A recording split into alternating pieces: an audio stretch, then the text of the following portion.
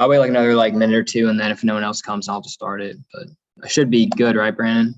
Yeah. I bet. Yeah. Okay.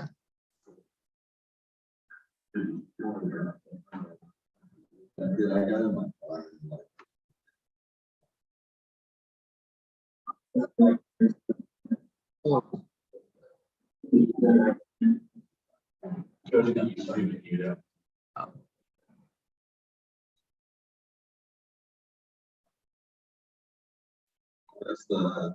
Oh yeah. Good looks. That should be all good. Thank you. I should probably leave this tab open though, right? Yeah. Yeah. Okay, I bet.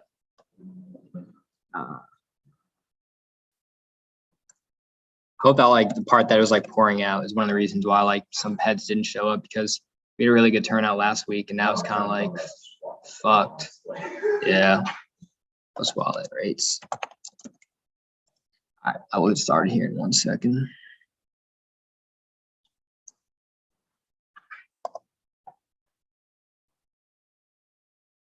All right. All right. I think I'll start.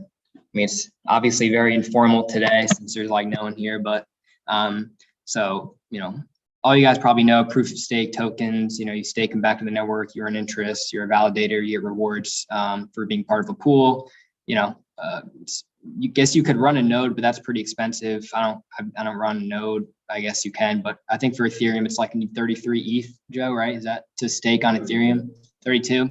So it's expensive, right? So if you want to stake, the best way to do it is to go through a staking pool. And so like Binance has a lot of staking pools. Just people with a lot of money will create pools and become validators and validate transactions. So Osmosis is a token, is a sidechain. It runs on Atom, Cosmos. And so it runs via the Tendermint ecosystem. And I'll kind of show you guys a little bit about how to earn this APR right here. It's a little bit of a convoluted process, but first, obviously, Atom is what you need to interact with the Tendermint ecosystem. Atom is like the Ethereum of the Atom kind of blockchain. So I'm just gonna do a quick market buy here. Place buy. Great. So that's been filled. Now I need to move this to a Kepler wallet, and Kepler is bring it up here. It's y'all can get it. It's really easy. It's like any other wallet. Google extension like your MetaMask, but this is what I use to interact with the Tendermint ecosystem. So yeah, your Cosmos Hub here, Osmosis, and a couple other ones that are all kind of part of the Tendermint ecosystem.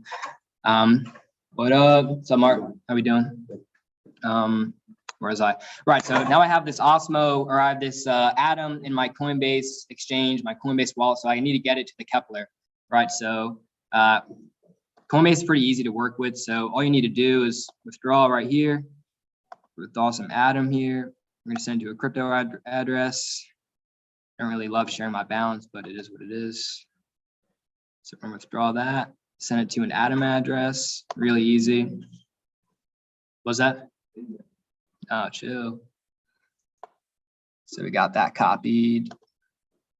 Paste it in there. And I also like using Coinbase Pro, because in case some of you guys don't know, if you buy your crypto on like the regular Coinbase, you pay a $3 transaction fee, and that's only to buy or sell. So round trip, it's like $6.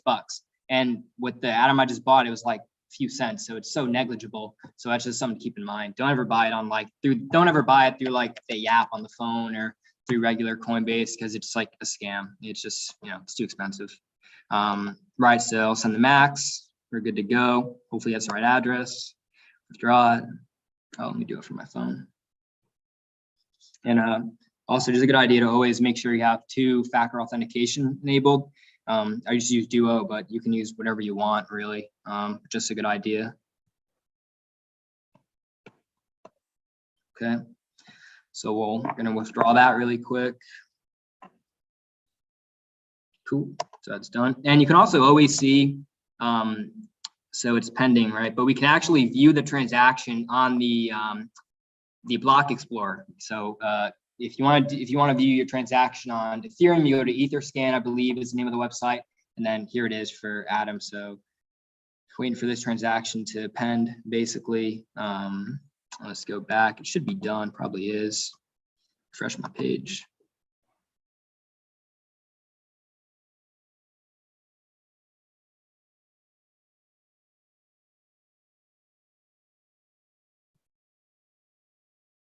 Cool, completed. So I can close this. And it should be in my Kepler wallet. Come on. Cool, so now it's there. Just, I don't know, for me, I just think it's really cool to like be able to move money around and like it happens so fast and you can literally view it. So that's, you know, one of the things that like originally kind of attracted me to crypto and blockchain was like just the freedom that it enables people to have with their, you know, with their currency or, you know, whatever you consider a currency. So, but nonetheless, here we are, we got it, right? So now since here's where I was really confused when I first did this like a week ago. So we have this Cosmos and it's right now it's on the Cosmos main chain. And so since Osmosis is a side chain, we need to like mint it onto the Osmosis chain, which might be confusing. But if you're doing this yourself, what you need to do is, so you're on the Osmosis kind of DApp page or, you know, whatever you want to call this. They got some liquidity pools and some staking stuff you can do here, whatever. But you want to go to assets and then Cosmos Hub, Atom. You want to go and deposit. So we're going to do this and then I'll hit max. And that's literally what we just bought, minus whatever the gas fee was, probably a few cents, but you know, negligible when compared to ETH gas fees right now, at least. So we're going to deposit it, and it's IBC, International Blockchain, I think is what that stands for. And I always choose like the lowest fee because it will still, you know, go through pretty fast. So I couldn't really tell you about like the technicals about how the chain works and stuff, but nonetheless, it's kind of what you want to do. So we can approve it. Now it's being broadcasted, included in the block. Wait a minute for that to go. Cool. All right. So successful. Great. So now here's what's kind of interesting. If I bring up that Kepler wallet again, my Cosmos Hub now shows 11 cents. And so that's how you can kind of tell that. Now I go to Osmosis. Probably take a second note here. Tokens, I have 1.05 Atom, which we just minted onto the Osmosis chain. Does that kind of make sense to you all so far? All right, word. So now we got this Atom on the Osmosis chain. It's still Atom, it's just on the Osmo chain. So now we need to swap that Atom for Osmosis. And, you know, kind of complicated, kind of convoluted, but like hopefully most of this makes sense to y'all. So I think I have to go to trade. Now, this is just, you're basically like liquidity pool. You're just doing a basic swap, you know, nothing like really OD. So you could do max, 3 Osmo, swap it. Bring up the wallet again. Prove it. So it's been successful. Now if we bring up that same Kepler wallet, we'll see that now I have Osmo instead of Atom. And now I have Osmosis on the Osmo chain, which is what you need.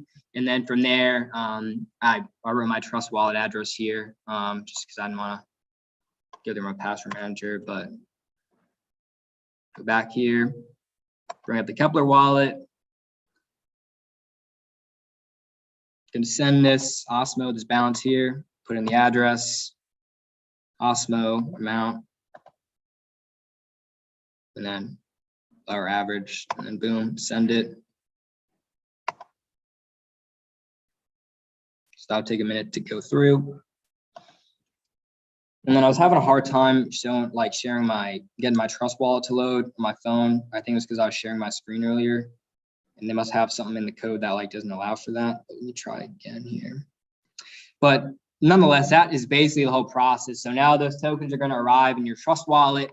From the trust wallet, if you've ever staked via trust before, it's a pretty easy process. Let me see if this will work here. Yeah, it's giving me a hard time again.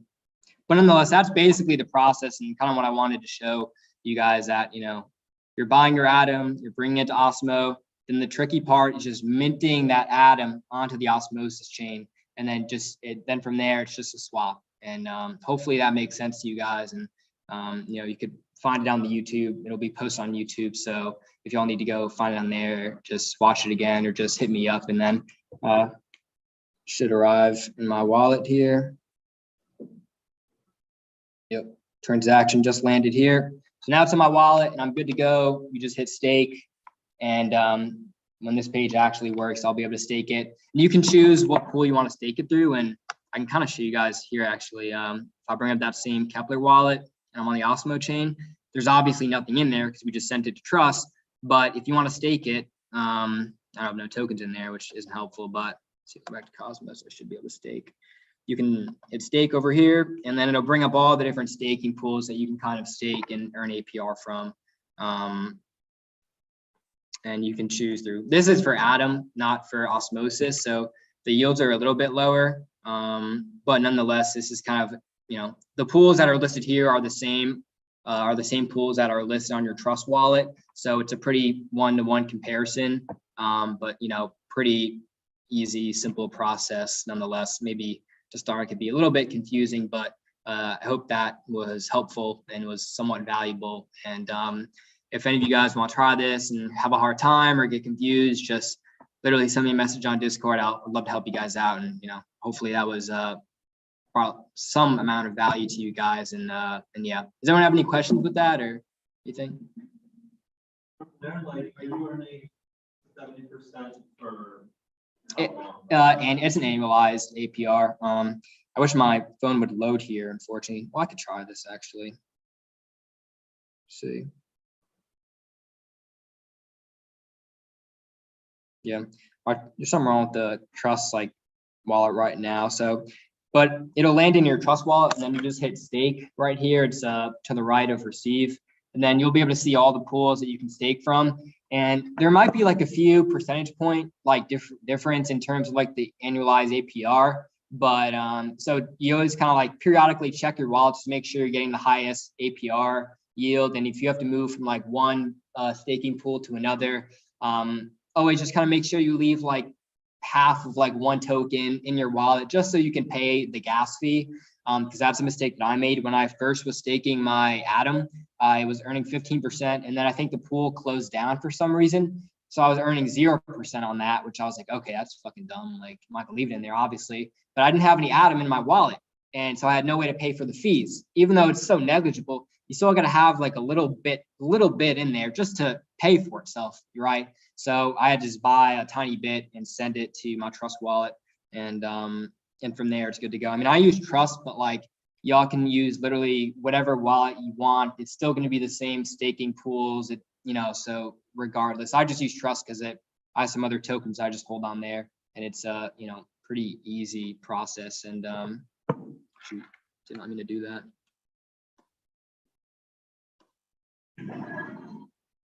Jesus. But yeah, and you can kind of view some of the APRs just on Trust on their website here. They say 84%, but it's really 72%, at least through the pool that I'm staking from. So yeah, you can do Osmos. They got Binance token, Kava, Cosmos. This was 15%. I guess it could have gone down since I last looked, but nonetheless, I mean, I think it's important to don't hold your tokens on the exchange, put them to use. You buy them, earn a little bit of APR on them, earn some interest. Just what's the point of just buying it and hoping it goes up? Earn interest while you wait. So that's kind of my 2 cents on that. And yeah. What all is in the crypto industry right now? Because it sounds like this is high yield savings account, right? Yeah, basically. Well, it's just I'm still sort of new. So it's there's so many different things. It's I hear so many different exchanges, wallets, cold wallets, hot. It's so. Would you recommend, what do you recommend on one, just everything, have one, basically how you save, have one APR, have a few wallets, all that? Yeah. It seems like you can have a billion different things just in finance. Yeah, I mean, you definitely can. It's definitely, that's a good question. It can be a bit convoluted sometimes because Trust Wallet only has support for so many tokens. And so sometimes if you own a token like Kava or something like an exotic, maybe even Osmos, you might have to find what wallet supports staking. But nonetheless, I also use Gemini, and I know it's anti-exchange and whatnot, but shit, I mean, hopefully they'll show some of the APR rates that they pay out here. But DAI is literally a stable coin, essentially a US dollar equivalent, and you can earn 6.5% basically. So a lot of these rates really aren't that competitive, to be honest with you. Comp, it's not really great. Phantom, about 2.25, 2 3/4. Gemini dollar, yeah. Where's that at? No, so Oh yeah, here we go. Yeah, I mean, 8% there. I mean, 8% on dollar equivalent.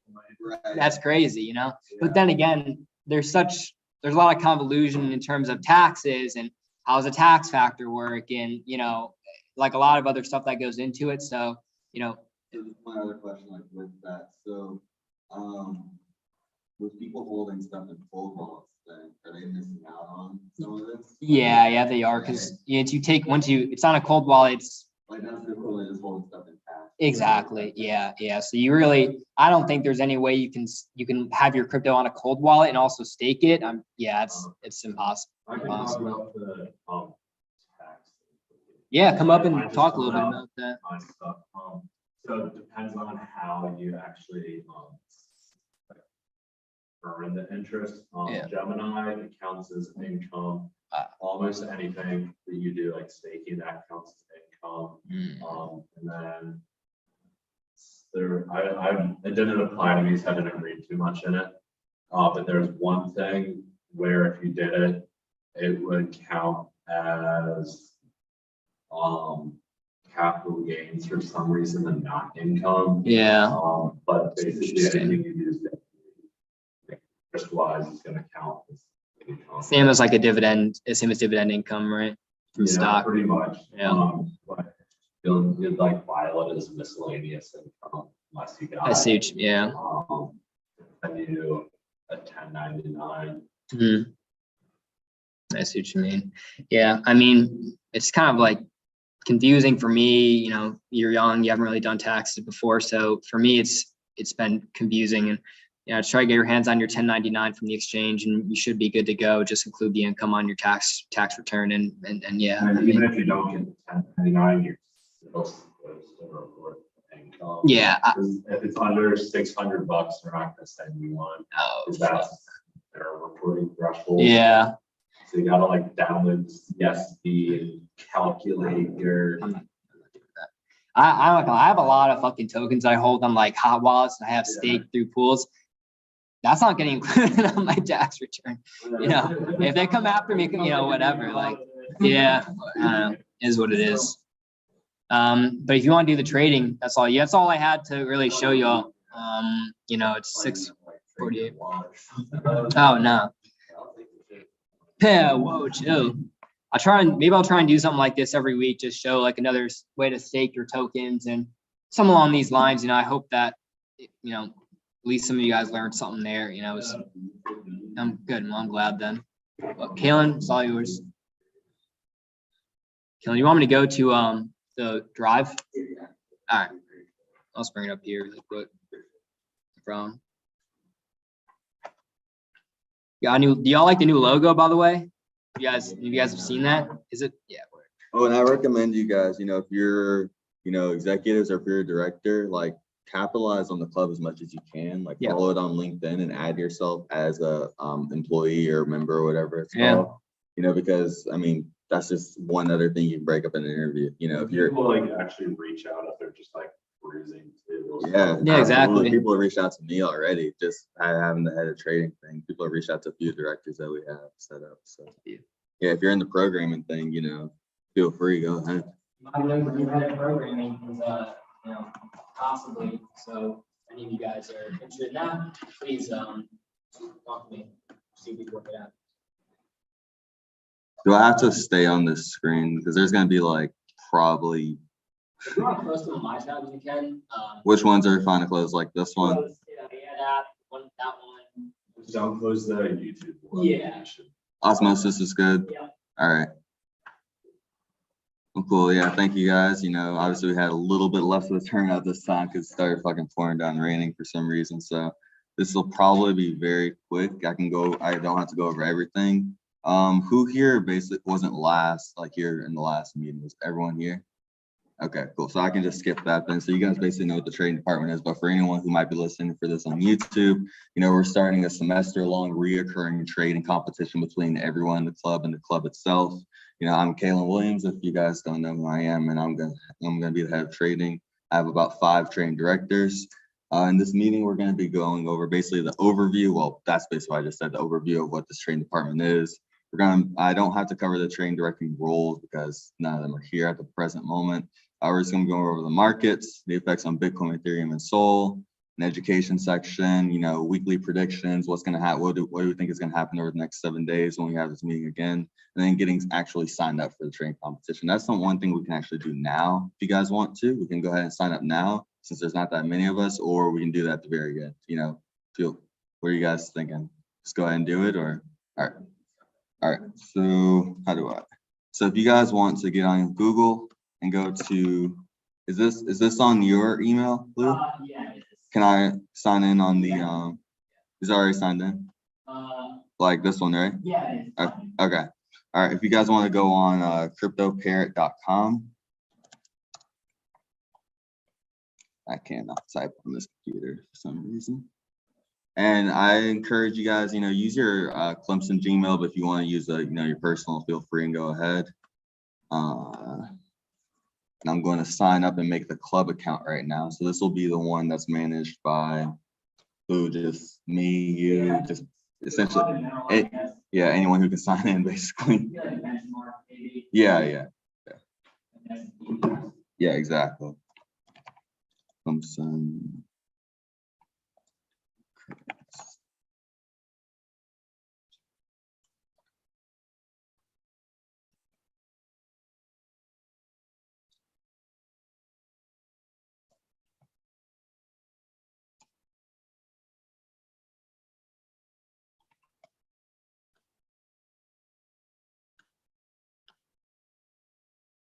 But that works the first time. All right, and then for the username, we'll just pick the Clemson Crypto Club, or we'll just call it CCC or something, to make it easier. Just CCC. So that's the Clemson Crypto Club, and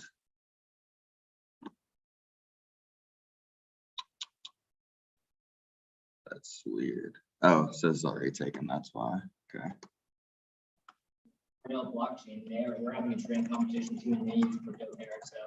And I reached out to this company. They're going to get back to me within a day, and we're going to be all right. There we go. Cool. And we're going to be actually able to have a leaderboard and a scoreboard and all of that with all our listed names. And it should be under Clemson.edu, the email address. But here's the front page of it. So this is what we'll be using.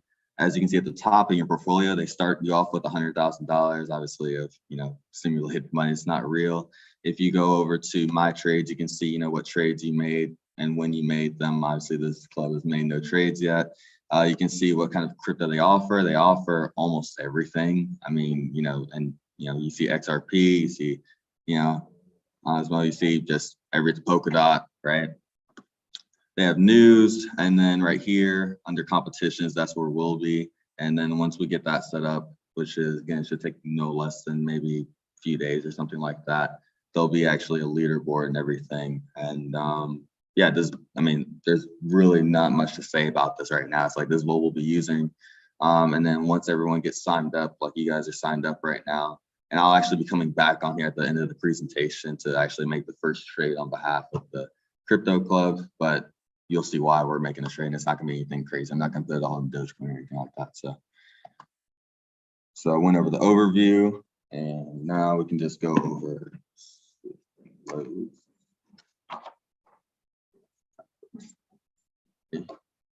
Over to market. All right, cool. So, and again, if you don't remember what, from last time, here's a few things that you're just going to learn and receive from this trading competition. Just more incentives to actually participate. So you'll be learning basically how to make passive, active, and complex trades, including algo trading, how to actually read markets, make reasonable predictions, and eliminate your risk in your overall portfolio. A lot of these are applicable not just inside of cryptocurrency, but in the other securities like stocks and options exchanges and different things like that. We're going to be working with strategies that quant and prop firms actually use. So I talk and I network with people in those industries, and I asked them, what kind of trading strategies do you primarily use? And they give me like the top 3 or top 2 that they've been using over a set number in time and for what reasons. We'll be hearing directly from different speakers of the club that we're going to be bringing in fairly soon. I'm sure, me and Tom are working diligently on that along with a lot of other people in the club. And then, anyone who is really active and actually engaged, I promise you, not more than just actually winning the competition and getting some cool prizes out of it, you know, we're going to be able to open some really cool doors for you. You know, like if the winner just, you know, YOLO'd $100,000 into a shit coin and made a profit on it. I mean, that, I mean, you know, that's really cool and everything, but it's like anyone who's like actually active and trying to learn, right? You know, even if you only made a 20% return, 20% in the actual industry, that's a lot. So it's like, I'm more than happy to, you know, do anything I can for you to make sure, you know, you can go, and not just for trading, by the way, because a lot of these skills, again, they apply to the tech field and everything like that. So now we're just going to go over the overall markets. And by the way, this format is something that I plan on keeping, you know, week in, week out. It will change. There are a few things I wasn't able to add, you know, I just didn't have time. But, you know, every week we're going to be going over the markets. We're going to be going over the 3 biggest winners, the biggest losers, and what's happening in the market overall. So we'll start overall and see what's happening in the market. We're going to go on one that's not too fun, that isn't like directly with crypto, but it is Yahoo Finance. So at the moment, what's happening in the market is, if it'll load, it's just all red. Basically, everything's down, except for a few things. It's going to take a long time to load, though. So there you go. So Bitcoin at the moment, you know, when I checked it earlier, it was down 3%. Now it's down only 1.8. Ethereum's down almost 3%. You know, even USD coin's down 0.02%. The things that are up, though, you know, you got Binance coin is up 1.59. You have Binance USD that's up by 0.07. So just overall, the market, though, is not doing too well. And then over the last 7 days, the biggest winners in the market, and I'm doing biggest winners by the top 100 because they're like 20,000 plus cryptocurrency. The biggest winners out of the top 100, number one was a cryptocurrency called Waves, and then their abbreviation is just, their name is Waves. They're ranked number 48. They went up 49.9% from $12.30 to $18.45. Next one, StoreChain. I think that's pretty cool. Their abbreviation is Rune. They're ranked number 59th. And then you have Anchor Protocol ranked 22nd. And then out of all cryptocurrency, out of every single cryptocurrency that's available, you have one that's called Star Wars Cat, which is WCAT, you know, for their abbreviation, I guess. And then they're ranked 3,122nd. They went up 4,498% from several decimal places at 4 to 5 decimal places at 19. So essentially, if you invested $100 into Star Wars Cat, you would have received 250 million coins. And if you sold at the top, you would have received $475. You know, just for fun, just because why not see like what is all happening and everything.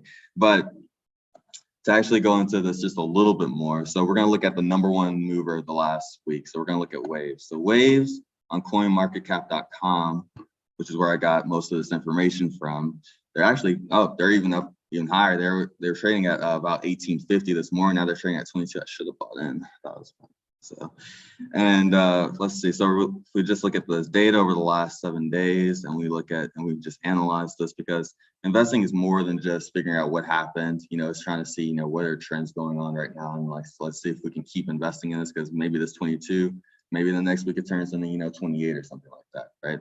So they just had nothing but an upward trajectory over the last 7 days. If you were to look at it, you know, from a trading view, which it's going to mess up my screen right here, but if you were just draw a line, they've done nothing but just gone up over the last 7 days. That shows the last day, but we're just going to do week, and that's all they've been doing. Just gone nothing but up. You had one spike.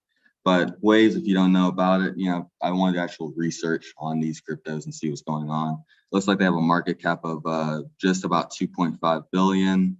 You know, the volume just today was 1.5 billion in the last 24 hours, up over 103%. I'm guessing that's, you know, just from yesterday.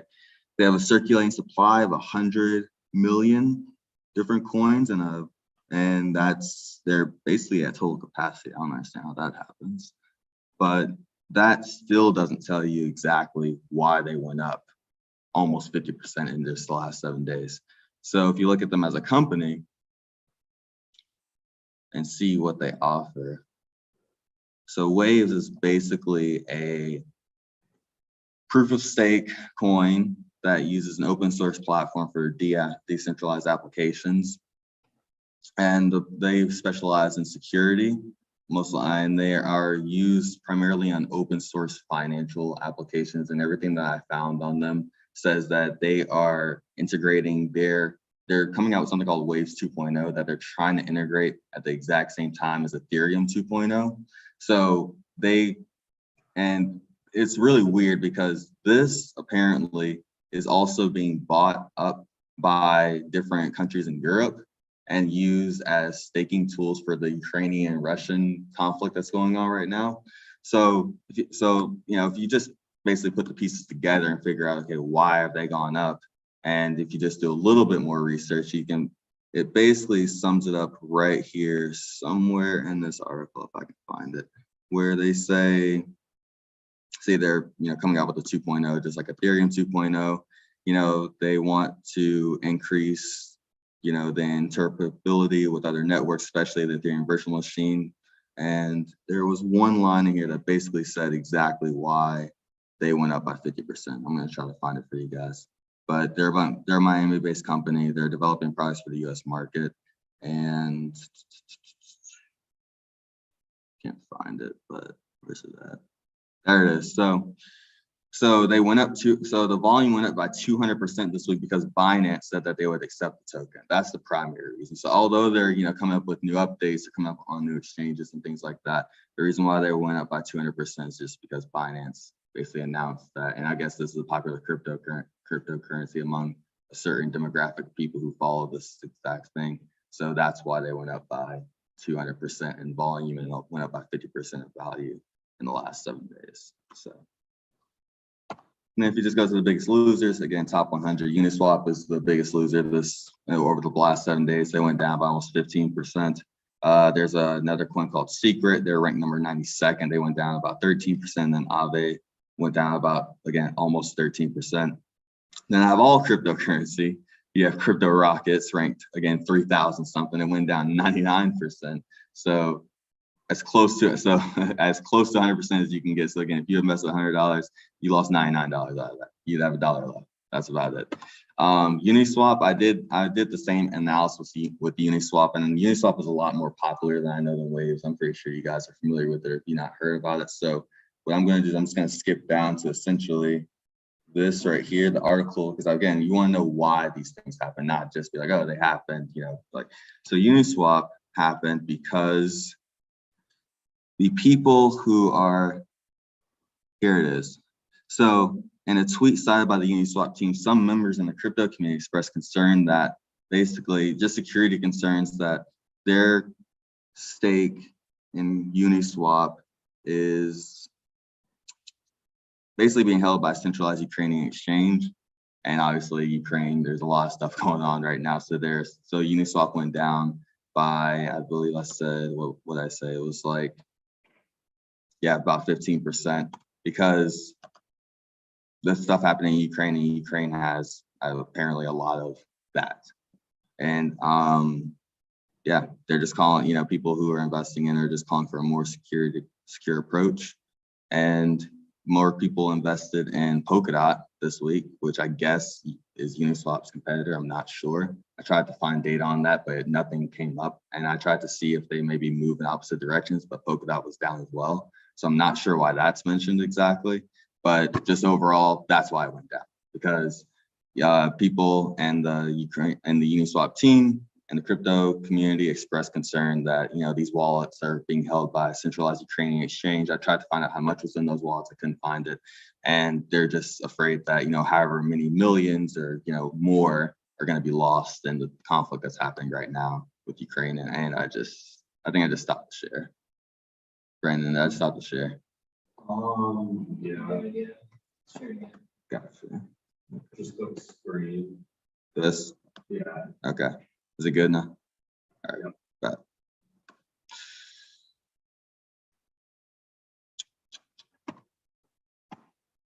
So any thoughts or questions about that? Just any insight? You want to know any information that I don't? Yeah. This is short cryptocurrency.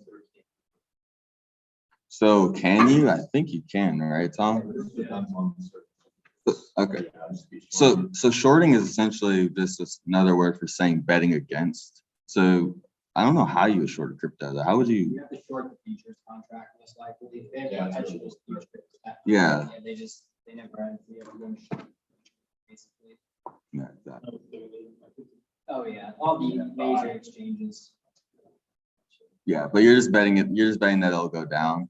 But the only thing with shorting is you have the potential to infinitely lose money because if it goes up, you have to keep paying as much as it goes up. You know, exactly. You have to keep covering your shorts, and we saw that with GameStop, obviously.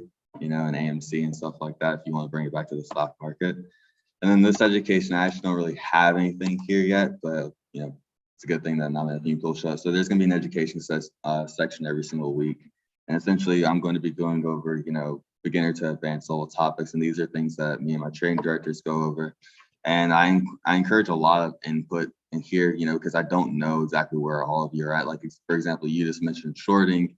You know, that's something that it's not too complicated, but it can become complicated, right? So it's just like, it's more or less, what do you guys want to learn? Whatever you guys want to learn, whatever you guys want to know about. And, you know, some of these things can include simple things like hedging, but also you can include risk premium, which is a lot more complicated, you know, and then it's like the difference between those two are completely different, although both are ways to lower your risk in your portfolio. They're completely different from one another. And, you know, this education section will be, you know, again, 3 to 4 slides. You know, one slide on a beginner level topic, and it'll be the same topic throughout. It's just showing, you know, so if I were to do hedging, you know, beginner level slide is just something like hedging is just a thing where you buy a different security or a different commodity that moves opposite of things already in your portfolio. You know, so a very simple example is buying stocks because you have, you know, bonds in your portfolio. They counteract each other, whatever markets do. And yeah, that's basically it. I mean, there's not too much there. But is there anything that you guys want to like think I should go over first? Because like I'll prepare that over the next week. You know, anything I think specific? statistical arbitrage would be really cool because, like, I know definitely there's like a lot of ways to trade arbitrage in crypto, like through different exchanges and even like through liquidity pools. Maybe the exchange rates are different, but like I think that'd be sick if like we could figure more stuff about that, and then maybe like we could do some programming and see if we can conjure something up that would like work, you know, across exchanges or the APIs. You know, might be cool to switch. No problem. I mean, yeah, that could easily be a beginner to advanced level thing, yeah. You know. And there's so many different things, by the way, that some of this stuff might carry over week to week because there's no way you can cover it in just 4, like statistical arbitrage. There's no way you can cover it in 4 slides. There's no like at a beginner level or an event. There's no possible way like and actually get a good understanding. And I forgot there was one other thing I didn't have a slide for, but does anyone have any weekly predictions at all for just Bitcoin, Ethereum, the market? You know, and like. A lot, it depends on like the Ukrainian situation and like how that is going to play out. It's like I think Evan said earlier that like you expect crypto to like after they kick Russia off SWIFT that you may have expected cryptocurrency to rise as that's like an alternative way to move money around, but like it really hasn't, and it's just kind of interesting to see that dynamic playing out. So I think a lot of it will depend on like how that whole situation plays itself out in the next few days and weeks. Yeah, I agree. And I'm asking because I think that, you know, the club portfolio should act like an S&P 500, obviously. But I think we should also set aside a small amount of these simulated funds towards things that everyone in the club think will happen. And then it'd be cool to compare that a week later. So it's like, if we all think Bitcoin is going to go down by another, 0.5% over the next week or so. And you think, now is a good time to, or maybe up, let's say, now is a good time to buy. Right, then it's like, why not we put 500 or 1,000 in? That's 1% of this $100,000 portfolio in cash right now, and just see what happens. And then that's an easy comparison week by week, and it also provides transparency. So we know we can see what the club's portfolio is actually doing. Because if you're making 12% of your returns and you think you're doing great, the club might be doing 18%, and you might be not doing as crazy thing. So, yeah. We have a group on here. So this is just so we're going to have a group on here in the next week or so. Right now, you're just signing up essentially. Just sign up with your email address. And again, it's I recommend your Clemson.edu email address, but you can do your personal one if you'd like. And yeah, it's just cryptopair.com. And this is what we're going to be using to make trades. I tried to find one that was a little, I mean, this is fairly simple. The user face is very friendly, but I tried to find one that had a very friendly user face, but also an advanced user face if you want to make very complicated trades. I couldn't find one that didn't cost you like $10, $15 a month per person. And, you know, you got to think if there's 50 people, 60 people participating, the club can't pay that. And I'm sure you guys don't want to pay $15 a month in dues, you know, so this is what we got. And also if Princeton uses it, right? Cornell does. Yeah. If Cornell uses it, then I guess we can too. So yeah, that's all I got. Thank you. What should I have about? So funny is presentations up there. Right. Yeah. Got it. Okay, like our club, years like we're trying to make some cool like connections. There's like university crypto clubs, like Cornell blockchain. You kind of know the Virginia Tech blockchain or Eastern blockchain or West blockchain. So trying to think of ways that we might be able to do some type of project with them, or just work with them, or some collab somehow, some way. So, if you guys have any ideas about that? You know, All right, so speaking of projects, I'm Joey, by the way. Nice to meet y'all, who is here. But this is So Fund Me. This is the project that I founded about 3 months ago, and I'm just going to introduce it to y'all. I got a lot of interest at the last meeting, and hopefully some people watch this over. But essentially, So Fund Me is a decentralized platform for seamless crowdfunding, and it'll allow you to contribute to projects in crypto, whether Sol or USDC. And then you can earn incentives through fund tokens or NFTs. And then you can stake these assets and you can participate in the governance of these different projects that crowdfund on there, or even the protocol at large, and earn monetary rewards. So just a quick diagram how it works. User makes a donation in Sol or USDC through their wallet. They earn a proportional amount of fund token and or key NFTs depending on how much they donate. And then they can stake these assets and their rewards.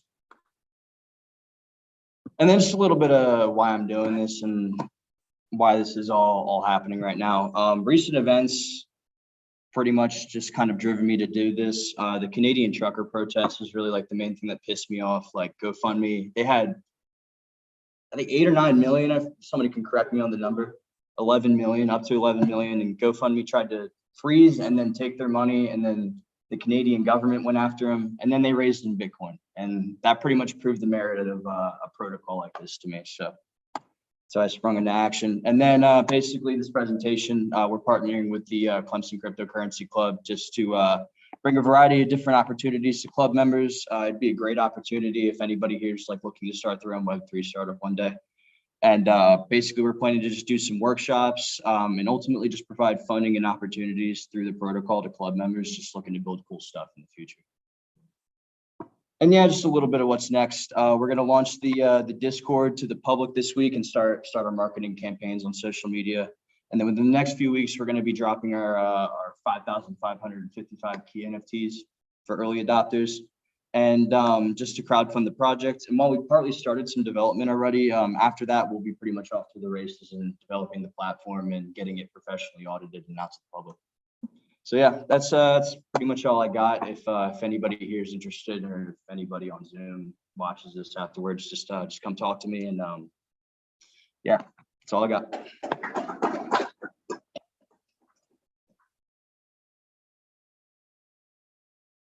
That's all, folks. Short and sweet today. Have another one next week. Hopefully it's more people. But you know, anything we talk to, y'all have questions, me, Kaylin, Brandon, or Joey, come up. And yeah, and you know, especially some of you comp sci guys, you know, we might need a new head of programming. So you know, come up to me and we could definitely talk about that and you know, see kind of what we can do. So yeah, that's it, guys. Thanks for coming out. Did I just end the Zoom, right, Brandon? Yeah, just click stop share. No.